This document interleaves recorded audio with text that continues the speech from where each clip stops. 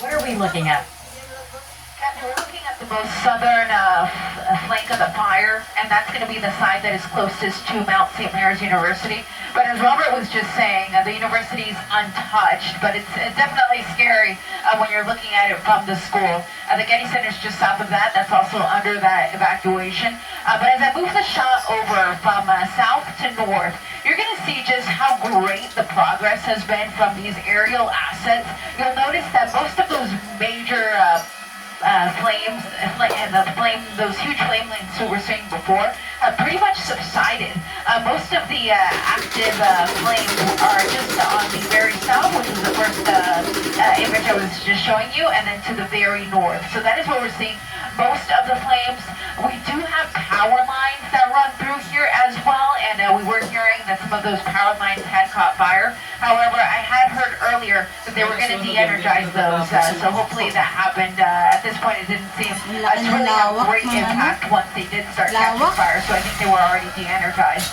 Now, in terms of closures, the 405 freeway, we have to talk about that, and I'm going to bring up the map real quick, just so you can see where that is in relation to the flames.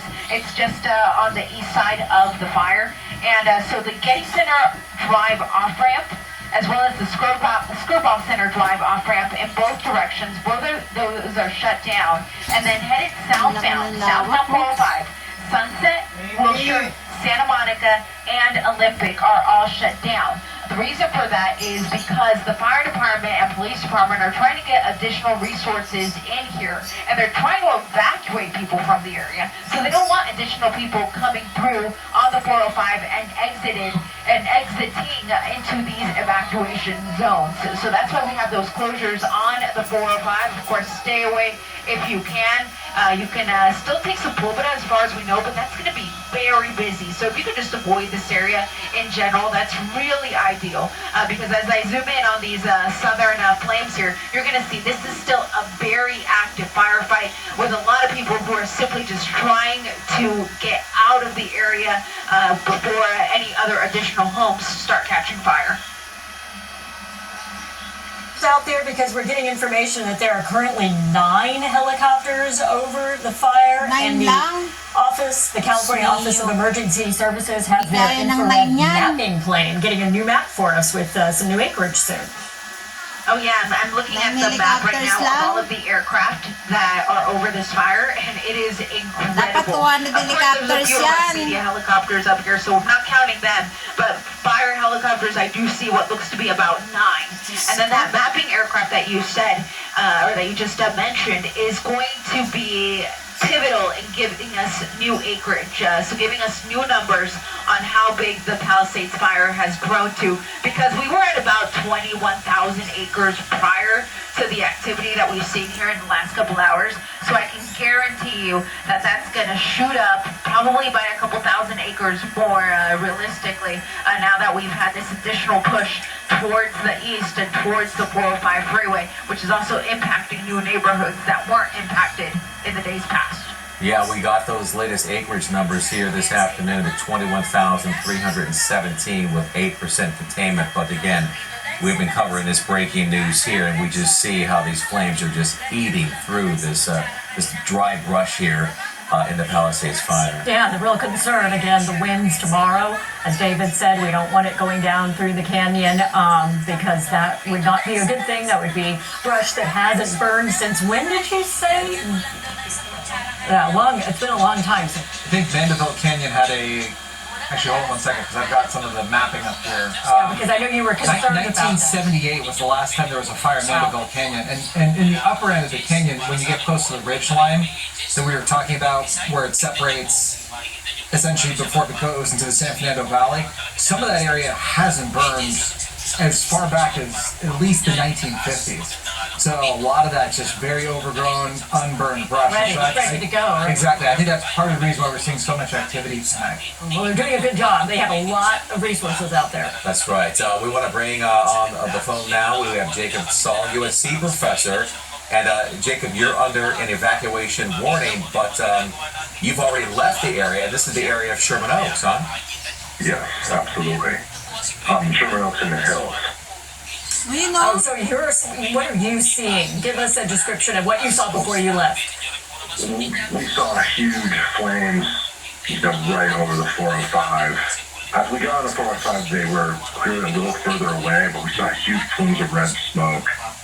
And we got a number 2 warning, but given the way the speed of everything works and our fears of getting just sort of cut off from things, we got out. We've spoken to a few people tonight, and I guess the major theme that we've been able to glean is the fact that they have become more fire conscious, considering what has happened here in Southern California since Tuesday. You get a warning, you see what you see, and you've decided to get out. Are your neighbors heeding the same warning, and are they taking the same action as you? It's kind of 50-50. Yeah. So I guess people are there guarding the neighborhood. Other people have left. We have evacuated 2 times before. And given the speed of the way this thing goes, we've been following the wind on the Watch Duty app, which is fantastic.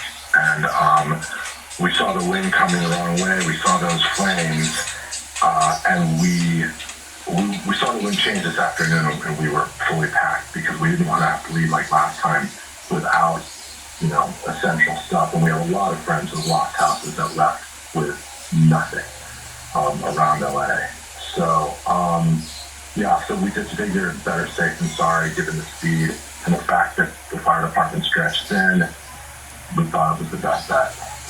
Jacob, you said that it's about 50-50 where you live, and those who are decided to stay, we typically hear stories of they're dousing their homes with water via the hose or any type of protect. When you say protect their homes, are you talking about from looters, or are you talking about from the fire itself, or the potential fire itself? I mean, either they're doing what they do. We doused everything before we left. Mm-hmm.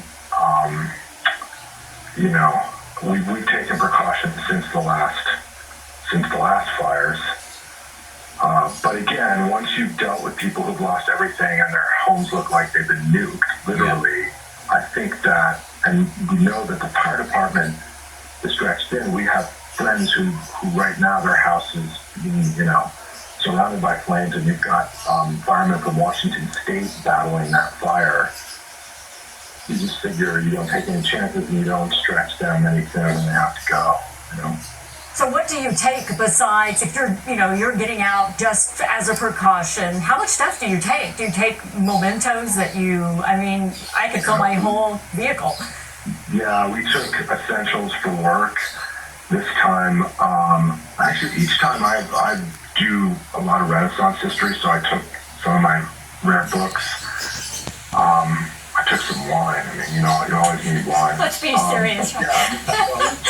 We took, now we have our papers together, emergency papers, deeds, birth certificates, all that kind of stuff. Yeah, absolutely. And then clothes for work, clothes for everything.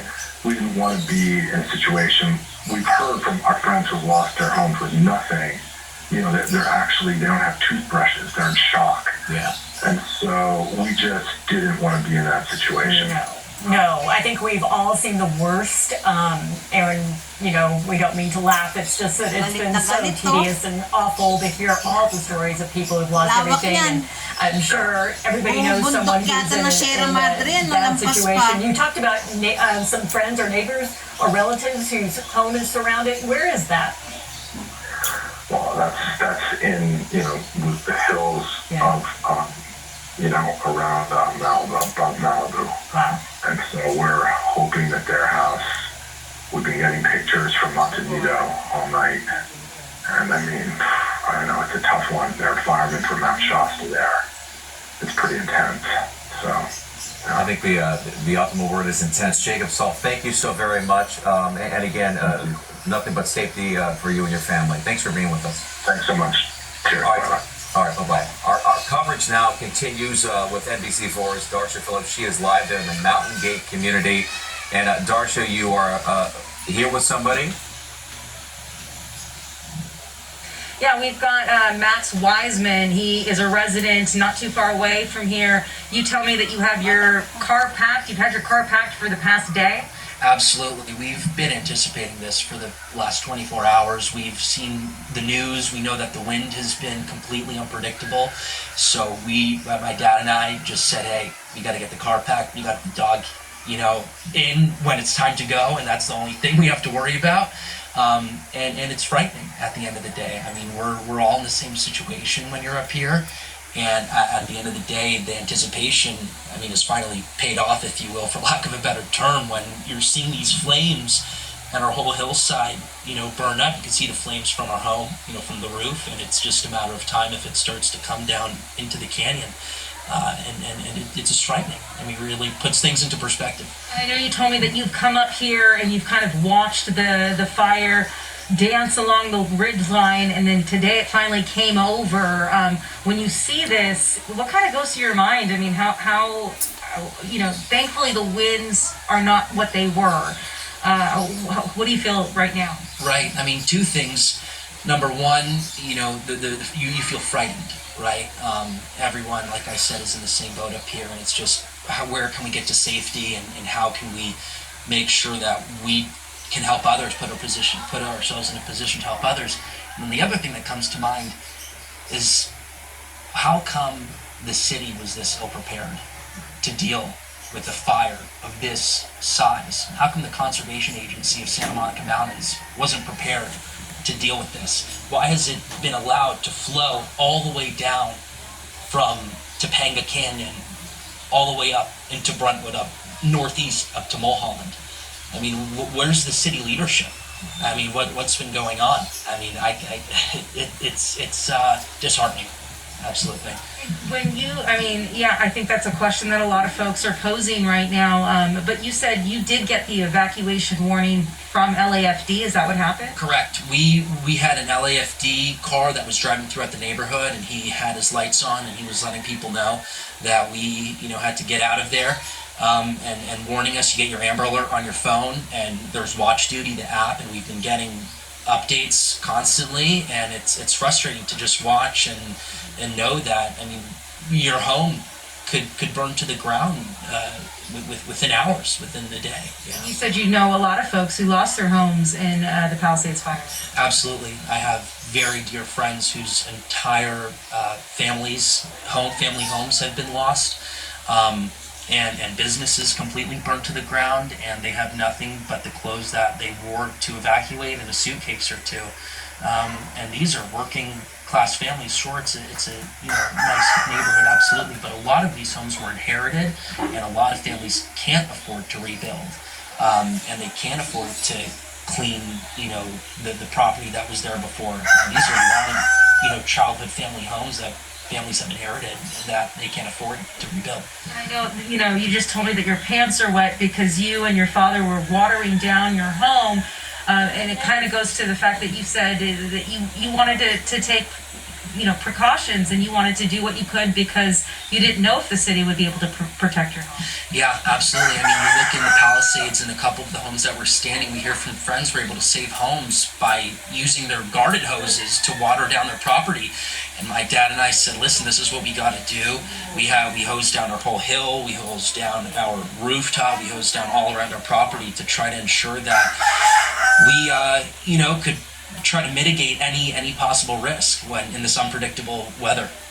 Max Wiseman, thank you so much. I hope you guys are safe, and I hope your house is okay. But again, what we're looking at, guys, is this fire that's continuing to burn just above Mandeville Canyon, on the other side of Mandeville Canyon. The good news is we do see those aerial assaults about every 5 to 7 minutes. Apparently they're getting water from the Encino Reservoir over there, and they're able to drop it. But, even just speaking with Max, you can hear that there's a lot of people who are very frustrated with this fire and with how it's been handled. So many questions that they want answered from their leaders. So, this is not something new that I've heard from residents. People really want to know, why is this fire continuing to burn? We've been out there with the firefighters. We saw how hard they worked to protect structures and to protect home. homes and, of course, to save lives.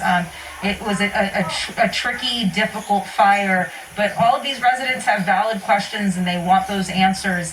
And again, right now, it's Friday. This windstorm happened on Tuesday, and we're still seeing pretty significant fire in this area. Again, we're in the Mountain Gate community looking west toward Mandeville Canyon. The Mountain Gate community here near the Mountain Gate Country Club has been evacuated. Lots of homes right now are dark. It looks like the power actually may have been just shut off because you can't see this house in the foreground here anymore. There were lights on, but all of the homes right here just went dark, so it could be that the power was just shut off to this neighborhood. So again, that's probably preemptive because of the firefight. But this neighborhood was evacuated. We were here again about an hour into it, an hour ago. We saw lots of LAFD firefighters as well as LAPD cruisers coming through on their loudspeakers, telling everyone that they had to get out. They had to get out now that the fire was coming over into the canyon, and they wanted to make sure that folks left as quickly as possible. And as you heard from Max, he had his car parked and packed for about 24 hours. These are evacuation orders that thankfully it appears that people are following because of the seriousness of these fires. You know, how quickly they can move and how they are still burning out of control. Michael, Kathy? We can't help but notice all the ash that is floating around you every time we go to you. Is it traveling in any particular direction? You know, it's interesting. I was trying to figure that out, Kathy. It appears that it's actually blowing west, but that just could be in this area. You know, I don't know if there's actually any wind that's coming this way, but the ash is everywhere. You can smell the smoke.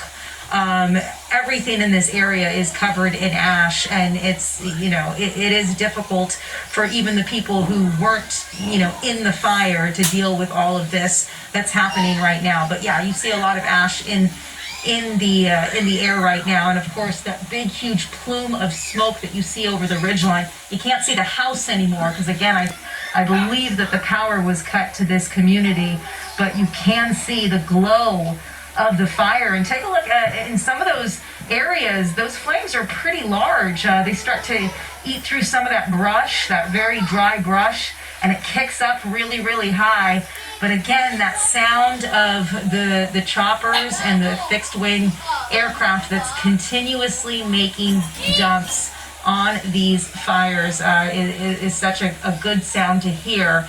Again, they appear to be getting water from the Encino Reservoir and making it back here within 5 to 7 minutes. And it's just been continuous. They keep coming back, and they are really, really fighting this fire from the air aggressively. Because this is a fire that they have to really fight from the air because of the topography, because of the canyon. It's going to be difficult to get boots on the ground there to try and fight this fire from the ground. So that's why we see such an aggressive aerial assault at this hour. And we're hoping that it can stop it from going all the way into the canyon and into the Mountain Gate community and into Encino on the other side. I think that's really the concern right now for firefighters and for crews. You know, Darcy, you mentioned Kathy, you mentioned the aerial attack, and we've heard from both the city and county leaders about getting some additional resources. And you earlier on said you heard about 3 or 4 choppers. There were now up to 9 choppers in that particular area for this particular fight. So you talked about them hammering this thing. That is the goal, and hopefully they will succeed at that goal. So, Darsha, if you can stand by, we want to bring Absolutely. in now NBC4's Eliana Moreno, who's live for us up in News Chopper 4. Eliana, we've been watching your shots. Can I go out on a limb here and say it looks slightly different than it did when we first started this coverage? It does look better right now, Michael, and it really looks good right in the center. So right in the center, right around there, they really attacked that. We still have some flare-ups here and there. Right there, we still see quite the active flank, and then just to the north, so closer to the Encino area, so closer to the San Fernando Valley side, we do see some active flame as well there, but it's down in the canyon, and we can't even see it from this angle really. The smoke is just kind of shooting up, but the flames are down below. But that's perfectly fine, because that means it's down in the mountains. It would have to go up and then come back down in order to get to all of these residents here in Encino. That it would be very difficult for the fire behavior to behave that way. The winds would have to be extremely violent. That's not what we're expecting. It's not anything like what we were experiencing on Monday. So right now things are looking pretty good. The number of aerial resources has increased. We see what look like 9 helicopters overhead, and they've got a great water source nearby. They're literally getting water from the Encino Reservoir. So it's about a 5-minute turnaround from the time they drop water, go to the reservoir, pick some water up, and then come back up. So the fact that they have a water source so close to where these homes are burning, or not the homes, but the brush is burning rather, that is pivotal to preventing homes from burning. So right now it's looking a lot better. I'm still seeing, I would still put it at about 1.5 miles is the area where we're seeing that most active flame right now. But you'll notice that right in the middle, again, as I was saying, the middle is looking really good. So they really did a great job at dropping water in this particular area, to the point that I just see kind of a few little hot spots, but in terms of large flame lengths, in terms of a lot of smoke, not seeing it. So looking really good. Earlier we were on the side of the Getty and Mount St. Mary's. That is also untouched. When you're looking at the campus and when you're looking at the Getty and you're looking at all those flames behind these structures, it's pretty nerve-wracking, to be honest. These iconic institutes here in the LA area, the fact that they have flame and smoke so close to them and that they're under a mandatory evacuation is absolutely nerve-wracking. But at this point, it's still quite the distance away. It's looking really good. And at this point, again, no additional homes have been lost. People are still evacuating. The 405 not completely closed. I want to make sure our residents know that. It is not closed, but there are freeway off-ramp closures. So there's a number of those. So if you are on the 405 freeway, you're basically just going to have to make your way through the area, through the Sepulveda Pass without getting off at any of those off-ramps. Again, the CHP is shutting those down so that residents can evacuate and first responders can make their way in. So if they have the resources up tonight to be able to map the areas, should we expect maybe by tomorrow morning we would have a new acreage and a new fire line? Yeah, we come the morning presser, I'm sure we're going to have new numbers because that aerial mapping aircraft that is overhead, they're usually above everybody else and they're just surveying the area. They have special technology on board that allows them to gauge the acreage, and it's exact. It is so precise, so we will definitely have updated numbers come the morning, even sooner than that possibly.